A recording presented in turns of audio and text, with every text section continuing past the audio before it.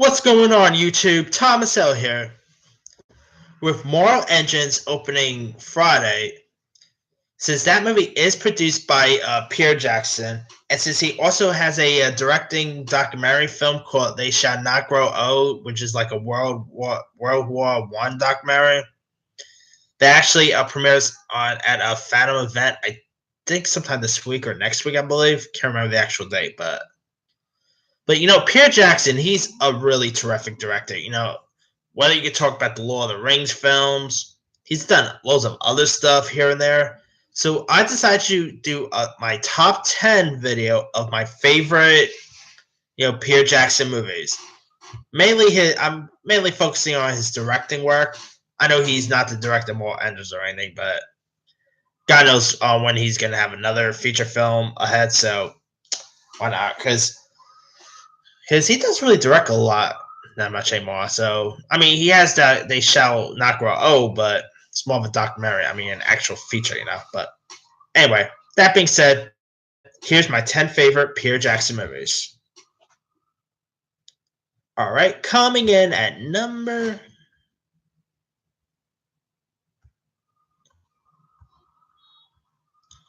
At number 10 is The Hobbit, The Battle of the Five Armies. Now, this was actually the last movie that Pierre Jackson directed. It was the third installment of the Hobbit films, which is a prequel to Lord of the Rings. I mean, Hobbit Battle of the Five Armies was pretty decent. I mean, Richard Armitage was pretty good at playing Doran Oakenshield. Martin Freeman as Bilbo Baggins was pretty good. I mean, it's pretty much the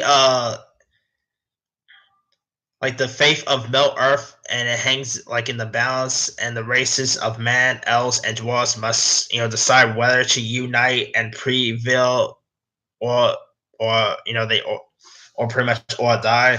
It's a pretty cool battles. There's like a pretty cool battle sequence at the end. It was a pretty good final installment of the Hobbit films, and yeah, too bad they never went ahead and did it one, but all right. Coming in at number 9 would be the film Heavenly Creature. Now, this film starred Kate Winslet and Melanie Lynskey. I think that's how you pronounce the last name. This was a pretty cool, thriller.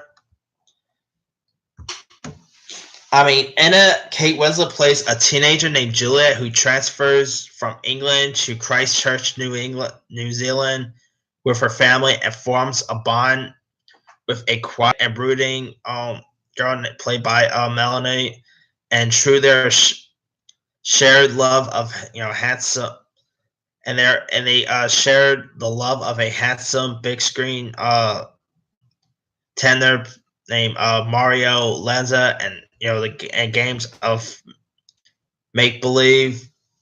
But like their parents, begin to suspect their increasingly intense friendship and is becoming unhealthy. So the girls, must run away to America and hatch a dark plan for those who, trying to keep them apart.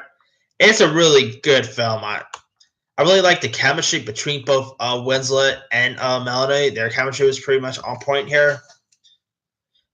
This film, I believe, was before Titanic, so Kate Winslet was pretty young in her part. Yeah, I mean, it was a decent film, and it would be cool to see Pierre Jackson direct another one of these type of films again, but because he did a really good job with this. All right, coming in at number 8 will be a horror film called Dead Alive. Oh man, I would love to see Pierre Jackson go back to the horror genre. I mean, this movie was gruesome, and I mean, when I mean gruesome, I mean gruesome. I guess you could say it's like kind of like a zombie film if you want to look at it that way. There's some crazy stuff that happens in this movie. I mean, it's a gruesome film, and I'll love to see Peter Jackson go back to these type of films again. I mean, if you guys haven't seen Brain Dead, which is also this is actually like a two-title film. It's you could call it either Dead Alive or Brain Dead, either way. But it's really good.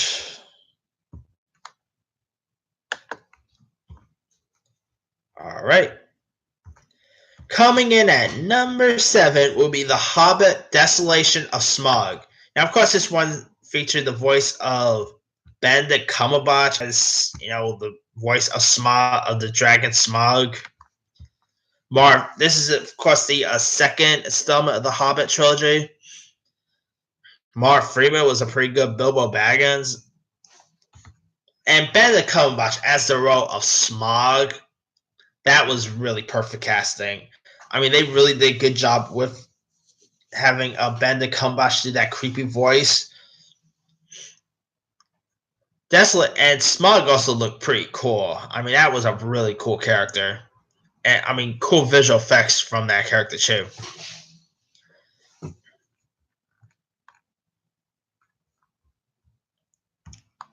All right, coming in at number 6 will be The Lovely Bones. The Lovely Bones is based on a book and stars the likes of Saoirse Ronan, Mark Wahlberg, Rachel Weisz, Stanley Tucci, and in it, Saoirse Ronan plays a 14-year-old named Susie Salmon who watches from heaven over the grief-stricken family played by Wahlberg and Weisz, as well as her killer played by Stanley Tucci. Stanley Tucci gave probably his best performance in this film.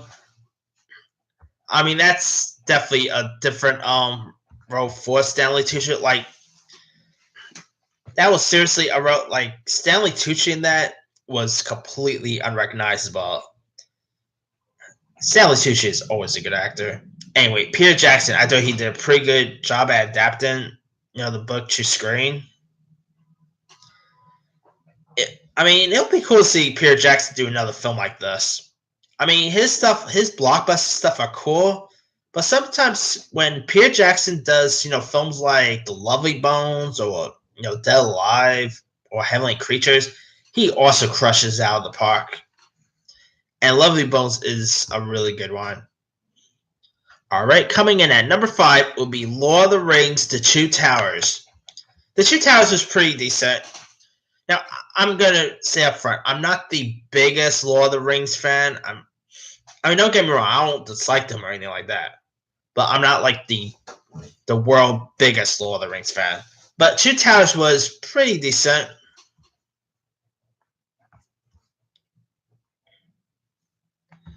I mean, this one was released in 2002, and it's a pretty good one.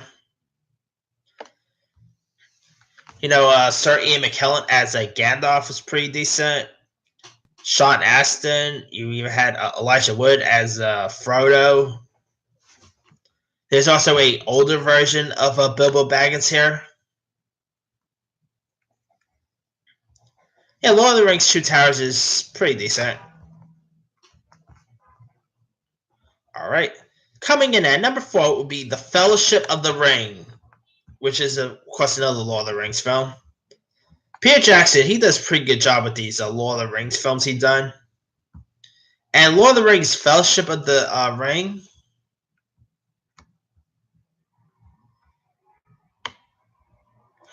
actually won loads of Oscars, including Best Picture. I think this was like the last major blockbuster to win, to pretty much win Best Picture. Well deserved. I mean, it's a pretty decent film, and it's of course based on the classic book by J.R.R. Tolkien.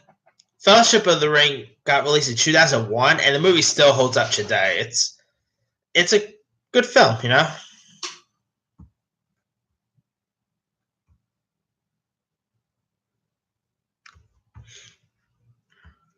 All right. Coming in at number 3 is The Hobbit: An Unexpected Journey. Now, this was pretty much this prequel to Lord of the Rings. It had Mark Freeman as Bilbo Baggins.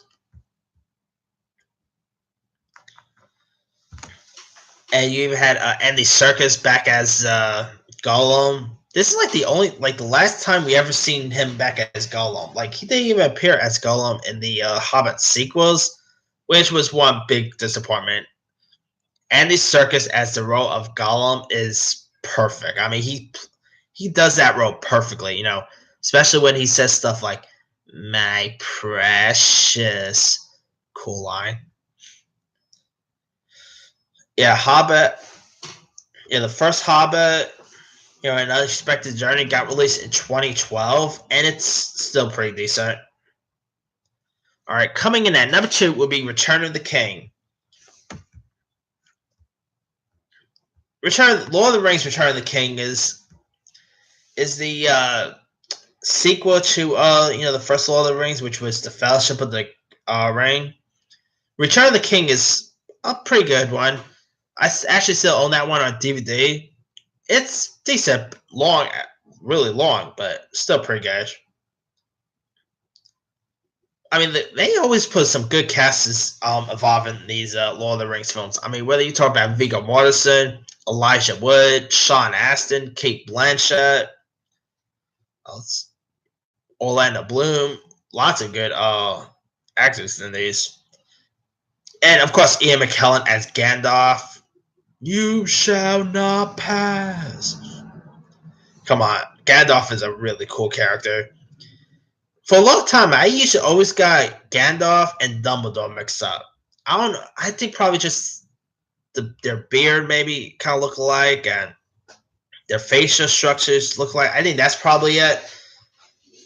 But Gandalf is a really cool character. And too bad we never really got another Lord of the Rings, like probably a fourth one or anything. But Amazon, I think it's Amazon, is doing like a Lord of the Rings TV show. So we're going to get more Lord of the Rings in the future, but in TV form. So keep your eye out for that. All right, coming in at number 1 for my favorite Peter Jackson movie, that is King Kong. I mean, what he did with King Kong was really good. I mean, of course, it's really long. I mean, I love King Kong, but there are some scenes I think didn't really need to be put in this film that you could have made like at least 2 hours. The movie was like about 3 hours long. It didn't need to be that. It could literally have just been 2 hours.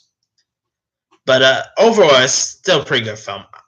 Of course, we had to wait a little longer for King Kong to come on screen. That's another one of my biggest issues for this.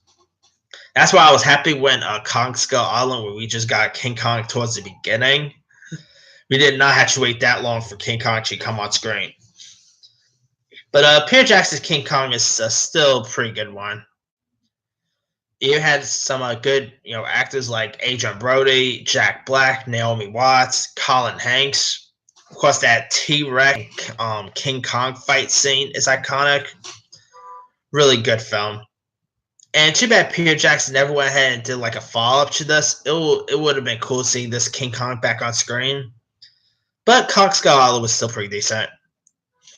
And next year, we're going to see King Kong versus not next year, but the year after, we're going to see King Kong versus Godzilla. Not directed by Peter Jackson or anything, but I'm just really intrigued by that one. But anyway, as for King Kong, yeah, it's really good. I mean, if you guys haven't seen it, check it out. And to me, it's actually even better than the 1931 film, which was good too, but the Peter Jackson King Kong, to me, is even better. But yeah, that's pretty much it for my 10 favorite Peter Jackson movies. Let me do the quick rundown. Number 10, The Hobbit, Battle of the Five Armies. 9, Heavenly Creatures. 8, Dead Alive. 7, The Hobbit, Desolation of Smaug. 6, The Lovely Bones. 5, The Lord of the Rings, The Two Towers. 4, Lord of the Rings, Fellowship of the Ring. 3, The Hobbit, An Unexpected Journey.